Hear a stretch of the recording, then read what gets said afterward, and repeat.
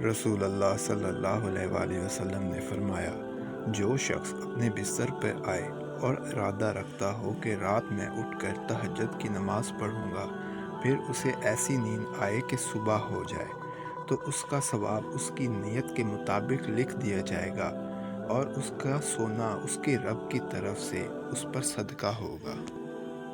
اگر تہجد کے بعد سورۃ یاسین پڑھ کے دعا مانگی جائے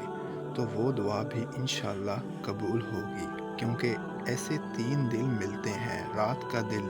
قرآن مجید کا دل اور انسان کا دل، اور بے شک 3 دلوں کا ملنا قبولیت کا سبب بنتا ہے۔ سجدہ تہجد کا ہو اور مہینہ رمضان کا، بتاؤ کیا تمہیں اب بھی دعاؤں کی قبولیت پہ شک ہے؟ مزید واقعات، احادیث سننے کے لیے ہمارے چینل کو سبسکرائب کریں اور بیل آئیکن کا بٹن ضرور پریس کریں۔